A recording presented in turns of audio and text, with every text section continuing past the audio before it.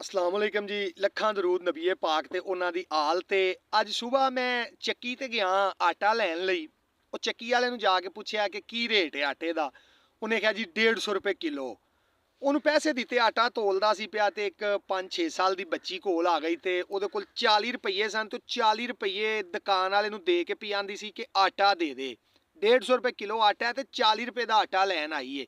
ਸਾਡੇ ਉੱਤੇ ਜਿਹੜੇ ਮੁਸਲਤ ਕੀਤੇ ਗਏ ਹੁਕਮਰਾਨ ਨੇ ਨਾ, ਉਹ ਮੌਜੂਦਾ ਵਜ਼ੀਰ ਆਜ਼ਮ ਸਾਹਿਬ ਆ, ਪਿਛਲੇ ਦਿਨਾਂ ਚਾਹੁੰਦੇ ਸਨ ਪੈ ਕੇ ਮਹਿੰਗਾਈ ਹੈ ਸਿਰਫ, ਬਾਕੀ ਸਾਰਾ ਕੋਈ ਠੀਕ ਹੈ, ਐਵੇਂ ਥੋੜੀ ਜੀ ਮਹਿੰਗਾਈ ਹੈ।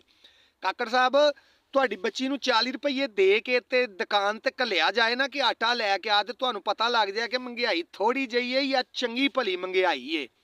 ਇਹ ਸਾਡੇ ਕੋਲੋਂ ਰੱਜਦੇ ਨਹੀਂ। ਜਿੰਨੇ ਵੀ ਹੁਕਮਰਾਨ ਨੇ ਨਾ, ਸਿਆਸਤਦਾਨ, ਇਹ ਰੱਜਦੇ ਨਹੀਂ।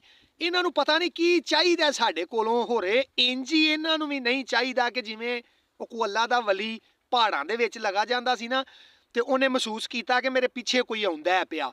ਉਸ ਇੰਜ ਪਿੱਛੇ ਵੇਖਿਆ ਨਾ ਤੇ ਇੱਕ ਬੰਦਾ ਮਗਰ ਮਗਰ ਟੁਰਿਆ ਜਾਂਦਾ ਸੀ ਤੇ ਉਹਨੂੰ ਅੱਲਾ ਦਾ ਬਜ਼ੁਰਗ ਆਂਦਾ ਹੈ ਕਿ ਤੈਨੂੰ ਕੀ ਚਾਹੀਦਾ, ਮੇਰੇ ਮਗਰ ਕਿਉਂ ਟੁਰੇ ਹੈ। ਉਸ ਬੰਦੇ ਨੇ ਅੱਜ ਇੱਕ ਦਰਖਤ ਵੱਲੋਂ ਵੇਖਿਆ, ਅੱਲਾ ਦੇ ਵਲੀ ਨੇ ਉਹ ਦਰਖਤ ਵੱਲ ਇਸ਼ਾਰਾ ਕੀਤਾ, ਉਹ ਦਰਖਤ ਸੋਨੇ ਦਾ ਬਣ ਗਿਆ। ਲੇਕਿਨ ਉਹ ਬੰਦਾ ਰਜਿਆ ਨਾ, ਉਹ ਫੇਰ ਮਗਰ ਮਗਰ ਮਗਰ ਮਗਰ ਥੋੜਾ ਜਿਹਾ ਅਗਾਂਹ ਜਾ ਕੇ ਨਾ ਤੇ ਅੱਲਾ ਦਾ ਵਲੀ ਫੇਰ ਖਲੋ ਗਿਆ। ਉਹਨੇ ਆਖਿਆ ਯਾਰ ਕਿਉਂ ਨੇ ਤੂੰ ਰੱਜਦਾ ਪਿਆ, ਕੀ ਲੈਣਾ ਈ। ਉਸ ਬੰਦੇ ਅੱਜ ਪਹਾੜ ਵੱਲ ਵੇਖਿਆ, ਅੱਲਾ ਦੇ ਵਲੀ ਨੇ ਉਹ ਉਂਗਲੀ ਦਾ ਇਸ਼ਾਰਾ ਪਹਾੜ ਵੱਲ ਕੀਤਾ, ਪਹਾੜ ਸੋਨੇ ਦਾ ਬਣ ਗਿਆ।